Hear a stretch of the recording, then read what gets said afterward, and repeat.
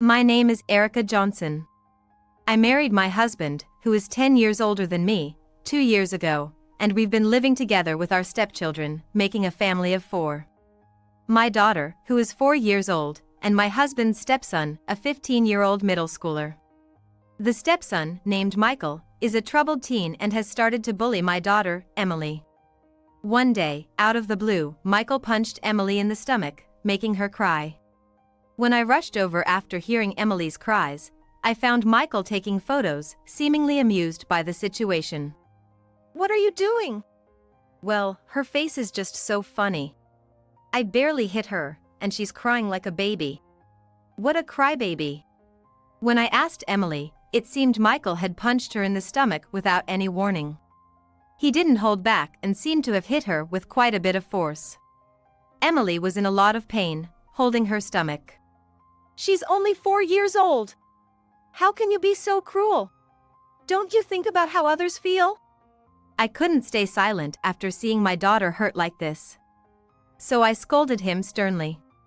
But then, Michael turned his anger towards me. Shut up.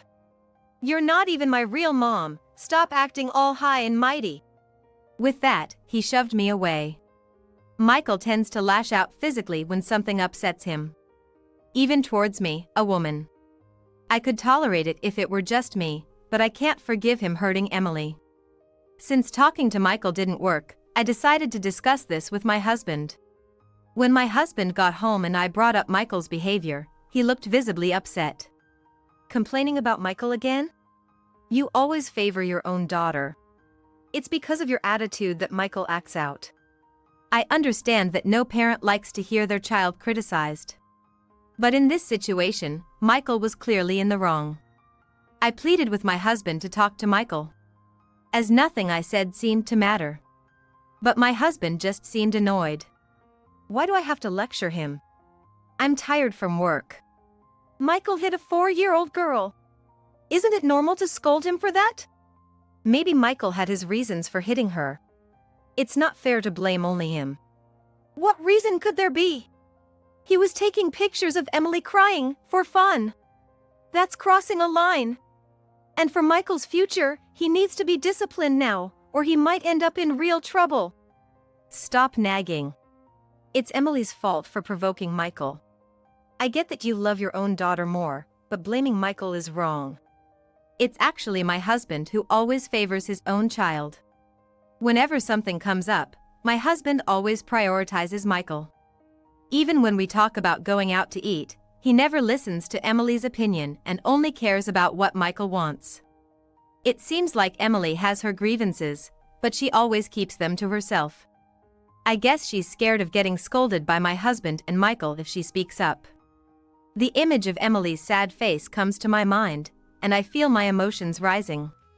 If we're going to keep living together, you need to discipline Michael properly. You say I only dote on my daughter, but isn't that what you're doing? Emily is always being forced to hold back. I wish you'd think about her a bit more. What? What did you just say? I could see that my words had made my husband even angrier. While we were arguing, Emily came over. Probably worried about what was happening. What's going on? Mom, are you guys fighting? I'm sorry for scaring you. Damn, what an annoying kid. I can see why Michael wants to hit her. What? What are you saying in front of Emily? Well, it's true, isn't it? She always starts crying over nothing and never warms up to us. That's because you've never opened your heart to Emily. Man, I shouldn't have married a divorced woman with a kid. I felt something break inside me at my husband's words. I just can't go on with this person anymore. That's what I was certain of. Leave right now. What? I'm fed up with you guys. Let's just get a divorce. Don't get mad. It's her fault she gets hit. You always take your daughter's side. Try being a good kid for once. My husband said this to Emily. She looked like she was about to cry. I had reached my limit. We're getting a divorce. This is the end for us. What? Are you serious? Yes, I am. You think you can divorce me? You can't live without my income. I'm serious. I can't do this with you guys anymore. Fine by me. Just seeing your faces irritates me. It'll be a relief to get divorced. Saying that, my husband left, laughing loudly. He showed no sense of crisis. Later, I signed the divorce papers I had prepared earlier and submitted them to the court. These papers were actually prepared by my husband. Whenever he was unhappy with something, he would threaten divorce. If you're gonna keep complaining, I'll just divorce you. I only asked you to discipline Michael. Why does it have to come to divorce? It's because you keep making Michael out to be the bad guy. I was just saying it's not good for Michael's upbringing to keep going like this. He's out at night, causing trouble at school. That's why you're so annoying. Sign here, and I'll submit it to the court. This was how my husband had threatened me, showing me the filled-out divorce papers. I think I lost any love for my husband about a year after we got married. But I stayed because I wasn't ready to leave yet. I didn't just file for divorce. I also filed a report for the harm done to Emily. When I talked to Emily, it turned out that she had been hit by Michael many times when I wasn't around. Emily had been threatened by Michael that he'd hurt her badly if she told me, so she never reported it. There were also several injuries on her body caused by Michael. Additionally, Emily had the habit of keeping a daily diary. She had meticulously recorded the instances when Michael hit her. I submitted this diary to the police. That evening, my husband and Michael, unaware of everything, came home as usual. They expected, as if it were the most normal thing, that I would prepare dinner for them. Hey, haven't you prepared dinner yet? I'm tired from work, you know? Yeah, hurry up and get it ready. You're such a useless mom. As usual, the two of them vented their dissatisfaction at me. Before, I would have reluctantly started cooking for them, but not anymore. Hey, you don't belong here anymore, okay? We're strangers now, so could you please not just walk in like you own the place? What are you talking about? This is our home too. Just get the dinner ready already. Look, I told you I'm divorcing you, remember? Or did you forget? Then my husband began to laugh mockingly, with Michael joining in. What's so funny? That's probably just a bluff, right? You, a stay-at-home mom, divorcing me? How would you even live without me? You can't manage a decent life without me. Really, you and your daughter are just leeches on Dad. It's sad that he had to support people who aren't even his own family. They clearly didn't understand their situation at all. I decided it was time to inform them of the reality. I submitted the divorce papers today. So we're strangers now. You funny. My husband was reluctant to believe, which only increased my irritation. But I responded calmly, without getting emotional. Do you think I'm joking about this? If you think it's a lie, go check with the office. We're strangers now. Hey, are you serious? I've been saying that. It seemed he finally believed me. His face, which had looked so smug before, suddenly paled. But how are you going to live as a stay-at-home mom? You're not expecting me to raise 2 kids on my own, are you? Of course, I'll take care of Emily. I have no intention of relying on you in the future, so don't worry. What? You have no income. How will you survive? Are you and your daughter going to be homeless? Don't worry about money. I have a job now that pays as much as a company employee. What? What are you talking about? You don't work, do you? No, I do. Actually, I've been working from home. I've been saving up, just in case something like this happened. Hearing that I had been working, my husband was visibly shocked.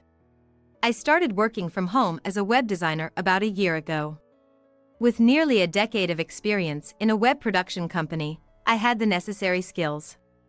At first, my earnings were just pocket money, but after landing a big project, I now earn as much as my husband. I had quit my job a few months after we got married. At his insistence. He never imagined I could earn this much. He was speechless for a moment. So you've been secretly working behind my back? I had to protect Emily. Plus, I didn't want to depend on you for the rest of my life. What? It's like you were planning to divorce me from the start. When I first met you, I thought your assertive personality was manly and good. But after marrying, I realized it was different. You're always selfish, and you raise your voice whenever something doesn't go your way. I guess Michael picked up that trait from you. What? My husband was clearly displeased, but I didn't care and continued. I used to be concerned about his mood, but not anymore. Then I turned to Michael. What do you want? I've reported to the police what you did to Emily. The report has been accepted, so please make sure to pay for your actions. Police? Michael was clearly shaken by the mention of the police. Even he was afraid of them. You really filed a report? He asked in a trembling voice. I nodded firmly in response. But I only punched her in the stomach, right? That can't be enough to involve the police. Everything you've done to Emily has been revealed. She's been keeping a diary of everything that's happened.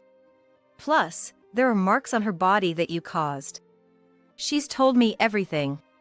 Then Michael looked down and clicked his tongue. Emily isn't here. I didn't want her involved in our conversation, so I left her with my parents.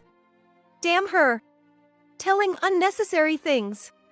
It seems you threatened her, saying if she told me, you'd hurt me too. She didn't want me to get hurt, so she kept quiet. Unlike you, Emily is a considerate child.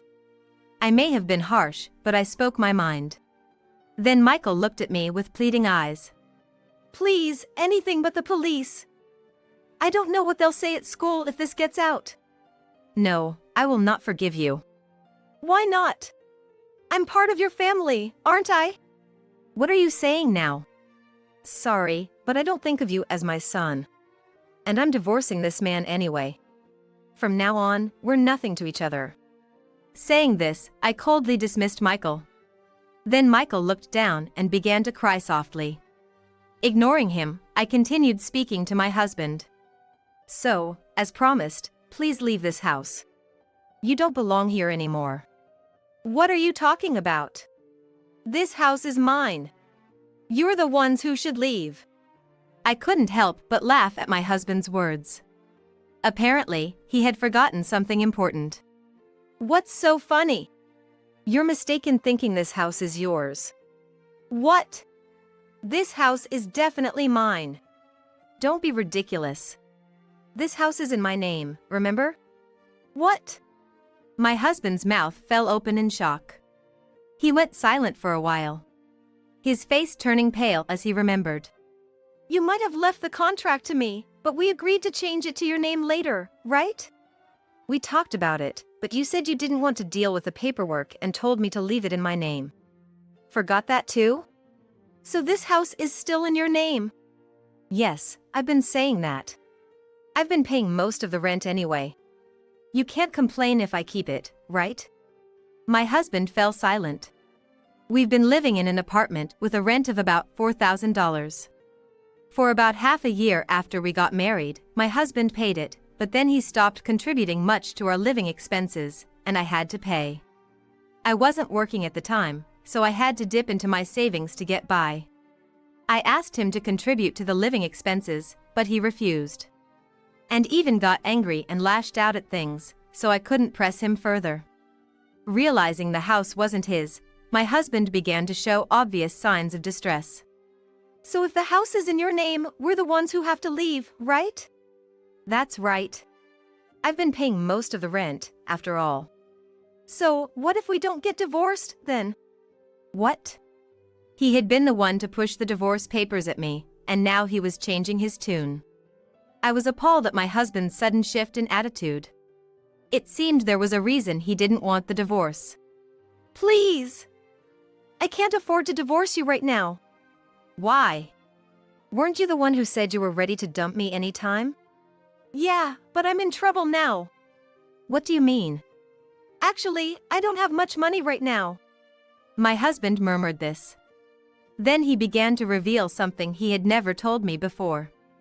I didn't tell you, but about 6 months after we got married, my salary was cut. Now, it's only about 2/3 of what it was when we first got married. Why did your salary get cut? He turned away, seeming to find it hard to answer. From his reaction, it seemed like he had caused some kind of problem. My guess was right. Apparently, he made a mistake at work that was bad enough to get him fired, and his salary was cut as a result. He somehow managed to avoid being fired after convincing the company. Even with a 2/3 salary, he was still earning more than most people his age. But the reason he had no money was that he was pouring his earnings into gambling. He used gambling to relieve stress from work. There were times he won, but more often, he lost, and his savings were nearly depleted. That must have been why he stopped contributing to the household. He had no money left due to gambling. Now it all made sense. I understand that you don't have money, but I still have no intention of staying with you. I've already submitted the divorce papers. We can just submit the marriage papers again, right? What's the point for me to stay with you? I'd get nothing but a violent stepson who hurts my daughter. Hey, stop saying bad things about Michael. He's hurting too. Michael was sitting nearby, crying. Seeing him like that didn't affect me. Emily had suffered much more than him. It might sound harsh, but I wish Michael would suffer a lot more. You always take your son's side. Well, yeah, Michael is my real son. Then it's only fair for me to side with my real daughter, right? To protect Emily, I'll cut ties with you. Please, never bother us again. I spoke firmly, but my husband seemed unable to accept it. Then he started saying this. Did you tell our parents about the divorce? I bet my dad and mom won't agree. My parents agree with the decision, and I've already informed your parents. They even apologized on your behalf. No way! He couldn't believe it. But it was true. I had already informed my in-laws. Fortunately, they are reasonable people. When I told them about the situation at home, they deeply apologized. They said they had no right to oppose our divorce and agreed with it. However, my husband still didn't want to believe it. There's no way my parents would agree. They were so happy about our marriage. Why don't you check with them then? He seemed unsure about it. And hesitated. So, we're divorcing, right? There's a matter of packing your things. I'll give you a week, so please leave soon. Wait! Let me confirm with my parents first. I can't accept this. Suit yourself. Then he started calling his parents. My mother-in-law answered the phone. And was cold towards him. I could hear her voice too. You really agreed to our divorce? Yes, we did. Continuing this marriage would only make Erica and Emily suffer. In fact, we were the ones who suggested the divorce. No way! They were so happy about our marriage. Sure, we were happy then. But who knew you would turn out to be such a terrible husband, neglecting to contribute to the household and constantly complaining to Erica. And you never reprimanded Michael for hurting Emily. But Emily's not my real daughter. You married Erica, right? Then you should have treated her precious daughter Emily equally. But I guess whatever I say now won't make a difference to you. My mother-in-law is usually a calm and kind person. She had always been like that towards my husband too. He must not have expected such a cold response from her. He was visibly shaken.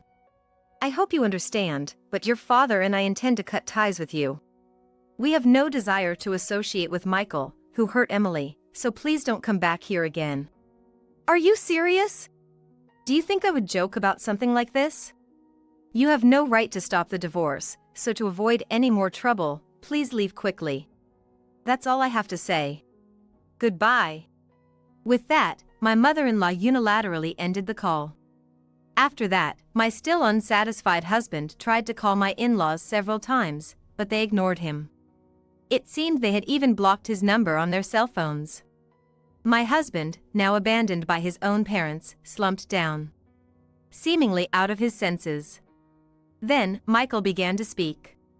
His eyes were red and swollen with tears. Please, don't tell the police.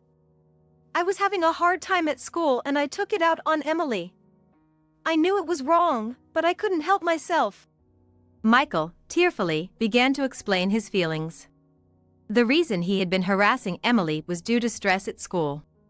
Despite his flashy appearance and behaving like a delinquent, it seemed Michael was completely ignored by his schoolmates. He was supposedly part of a certain delinquent group, but even they didn't really consider him a friend and just used him. Michael was lonely, having no real friends and always feeling isolated. He told me all this while crying. But that doesn't change the fact that you hurt Emily, does it? Just because you were hurt doesn't mean you can hurt others, right? Of course, I had no intention of forgiving him easily. Michael probably thought he would be forgiven if he told the truth. His eyes filled with even more tears. I'm really sorry. I won't ever hurt Emily again. If this gets out at school, I'll lose whatever place I have left. I can't bear to be hurt anymore. So it's only you who shouldn't be hurt? It's okay to do whatever you want to others? Of course, I'm sorry, but please, not the police. I'm sorry, but I will never forgive you. The police are already on their way, so be prepared for questioning. No, no. Michael collapsed to the ground, crying loudly. Then, my husband spoke up again. Please, spare him from the police. He didn't mean any harm. So if there's no ill intent, it's okay to punch a small child? To scratch with your nails? To pull hair? No, I didn't mean that. My husband was overwhelmed by my assertiveness. I used to be someone who just followed what he said. But not anymore. At that time, I was more assertive than I had ever been before. From now on, please never show your face in front of us again. If you try to contact us, I'll immediately call the police. Do you really hate me that much? My husband asked in a trembling voice. His eyes were also red. I despise you. Just looking at your face fills me with revulsion. I told him this clearly, and he began to cry. What did I do wrong? Not knowing the reason is exactly why it's over. You two just go on and live your lives. Emily and I will be happy together. My husband, who had always been overbearing to me, seemed truly shocked by the word hate. As we were having this conversation, the police arrived at the house. It seemed they came for an investigation. Then, we underwent questioning by the police. Michael was just crying and couldn't really talk, so I spoke on his behalf and told them everything. Of course, I proceeded with the divorce. I demanded compensation from Michael for injuring Emily. Naturally, Michael had no money to pay, so my ex-husband ended up bearing the cost. The compensation forced my ex-husband into debt. Even so, his gambling habit didn't change and his debts snowballed. Eventually, debt collectors came to his workplace, and he decided to quit his job. He then started working part-time, barely scraping by.